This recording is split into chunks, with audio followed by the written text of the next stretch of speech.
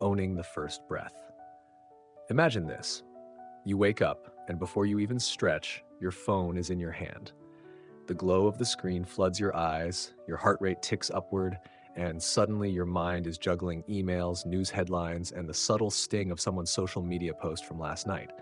The day hasn't begun, yet you're already reacting. Here's the truth.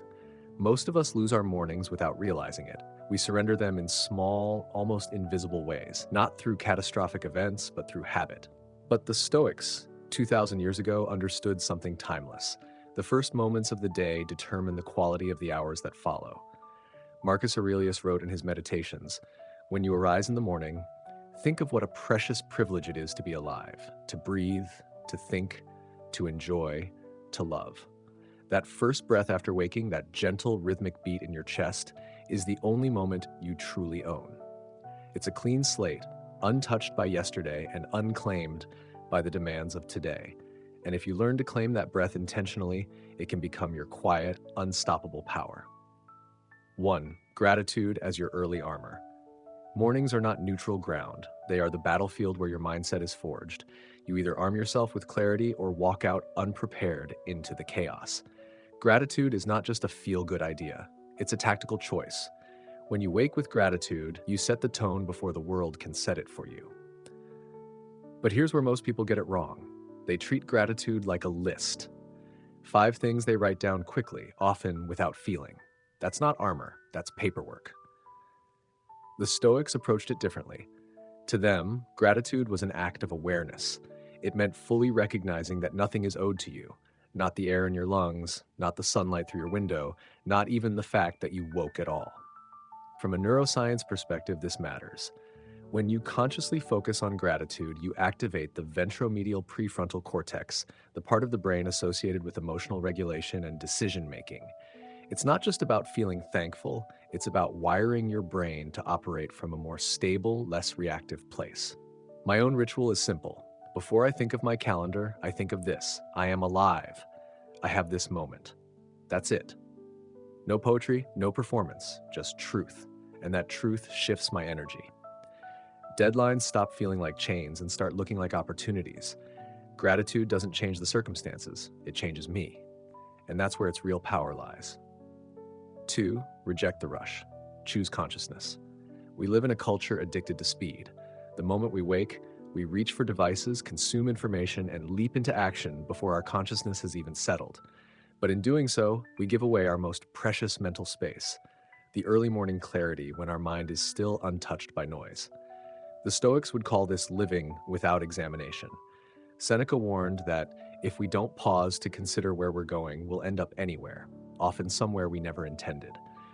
That's why one of the simplest but most radical morning practices is this: 60 seconds of intentional silence. No screen, no talking, no jumping to the to-do list, just breathing.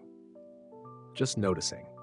Psychologically, this matters because of something called the attentional set, the mental filter that determines what you notice and how you interpret events. Your first moments in the morning set this filter for the day.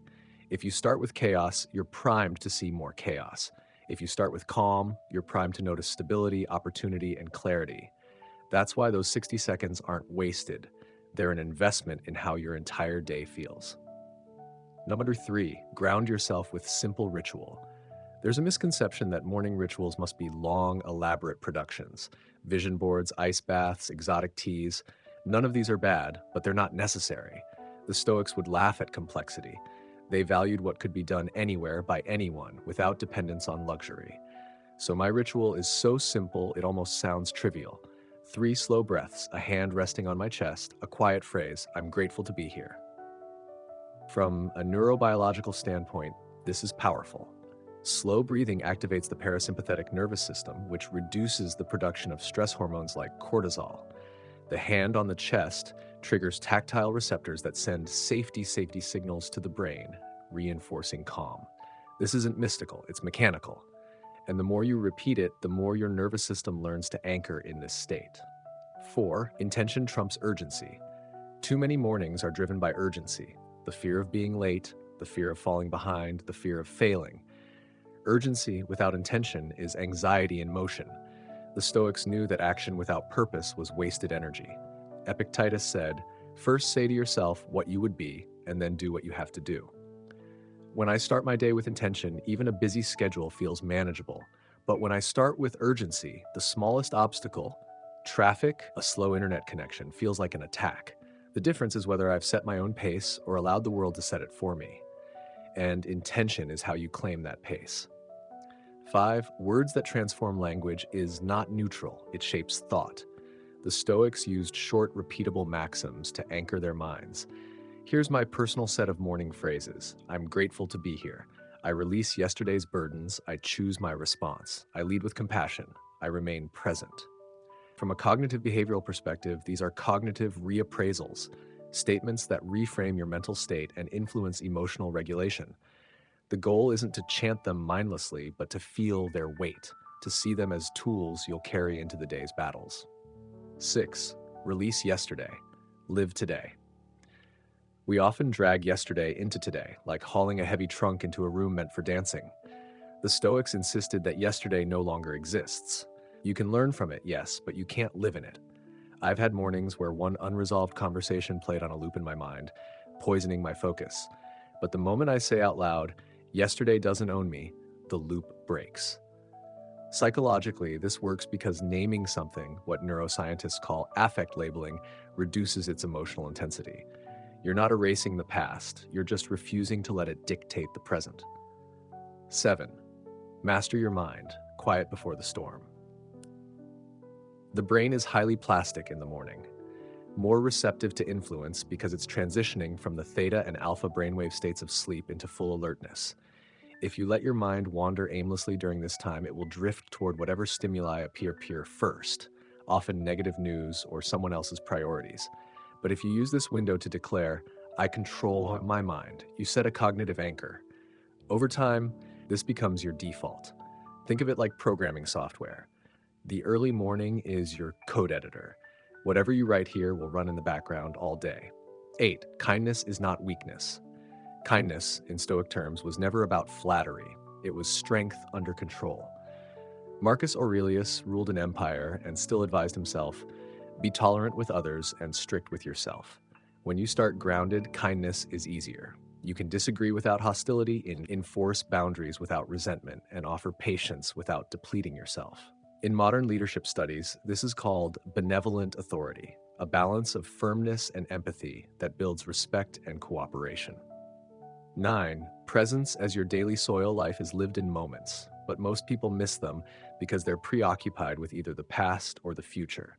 The Stoics trained themselves to notice what's right in front of them.